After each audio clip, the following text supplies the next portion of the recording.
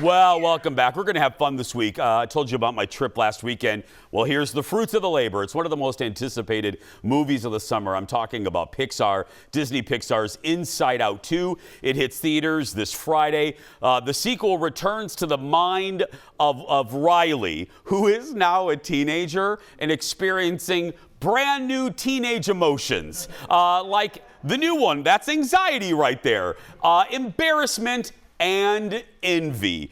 I had the opportunity to see the movie early and interview the cast and crew last weekend in California. Before we get to all of that, here's my review. The director it's directed by Kelsey Mann, and who is actually from Minnesota, and produced by Mark Nielsen.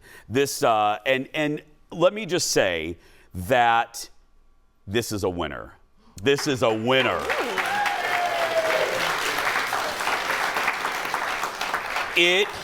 Pixar has had some problems. You've seen it. We've covered it. Some box office woes. Some people just waiting to go on a streamer to watch Pixar movies. Let me tell you, this Inside Out 2 is an event. This is a return to form for Pixar.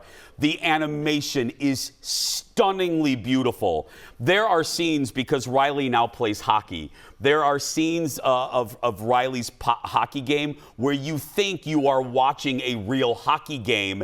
The animation is so stunningly beautiful. Let's talk about the emotional impact of the movie. We were all touched with the first one. Now, Inside Out 2, because that was such an original concept, it doesn't have the same emotional punch that the original had. It really can't. It's hard to duplicate that. It was a novelty back then. But what this does have is relatability. Not that we couldn't remember Riley as a kid, but all of us, as you watch this movie, you will all remember all of your emotions as a teenager. There's embarrassment right there. I love it. You will remember embarrassment. You will remember what it felt like when you were a teenager to not get picked first. You will remember what it was like to try to impress a friend group that you wanted to be a part of. All of that realness that is laid into this movie makes it so endearing to the audience. And the new characters shine just as bright as the originals, like Joy, voiced by Amy Poehler, Anger, voiced by my favorite Lewis Black, and more. I absolutely loved this. I think this is one of Pixar's best in a very, very long time. Yeah. Well, it looks adorable. I didn't see the first one, and this might be a silly question. You would love the first one. But like, do you have to watch it? Isn't as an adult, like I'm probably not going to watch 2 Pixar movies. So go and watch this without it. You're fine. You can. You would have more of an emotional punch if you watched both of them. They're worth it. They're about an hour 30. And I would, you like can a watch. Snack. They're really good. I would watch the first one. It's actually, I think, #1 on streaming right now on Disney because people want to get ready for this. Watch this. It's the combo, whether you want to remember what it was like to be a little kid or a teenager, this is so good. Well, as I mentioned, this past weekend I interviewed the cast, but then I also interviewed the director, who is from here. We connected right away, and the producer. And I asked him about what it was like coming up with ideas for the sequel. And I also mentioned one of my favorite little bitty characters, Nostalgia. Here's a little bit of my interview.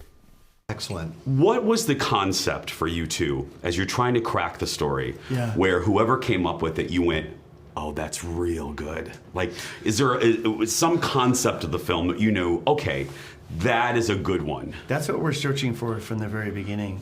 Pete Docter, who directed the original, is the chief creative officer. Also from Minnesota. Yeah, from Minnesota. Thank you. Me too. Yeah. And that's where we start. We're like, we need to make sure we're telling a story that's worth telling, that warrants a sequel.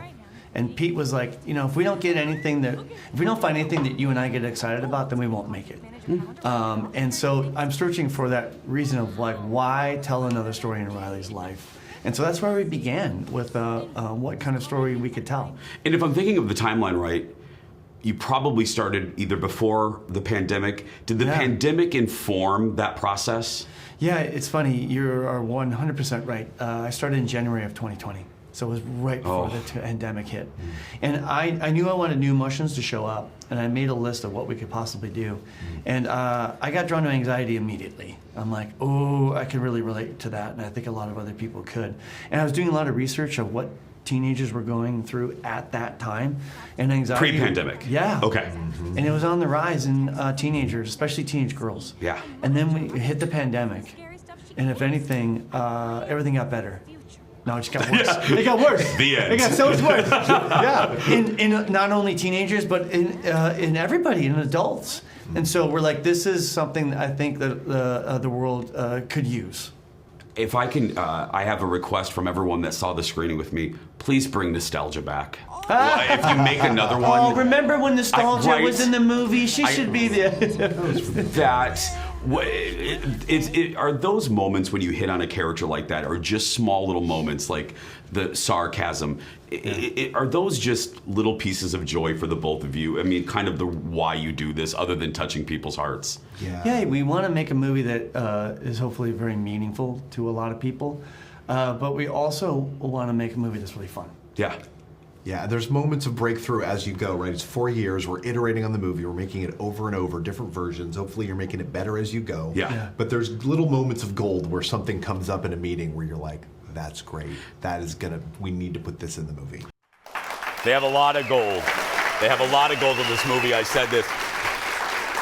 Really quick, let me describe nostalgia. They're in headquarters with all the emotions of the little girl, and all of a sudden, the little old lady comes out of a door. She goes, "Remember when we were 8?" And they're like, "It's too young for nostalgia. Get back in there. Get back in your We'll room. have nostalgia in your 30s and 40s." And then she just goes back in there. It's a great little character. Hey, we'll be showing you more of my interviews with the cast and crew, including Maya Hawke, Tony Hale, Amy Poehler, and my favorite comedian, Lewis Black. That's coming up tomorrow. Up next, though, she's funny too. Stephanie Hansen's first trip ever to Costco. Next.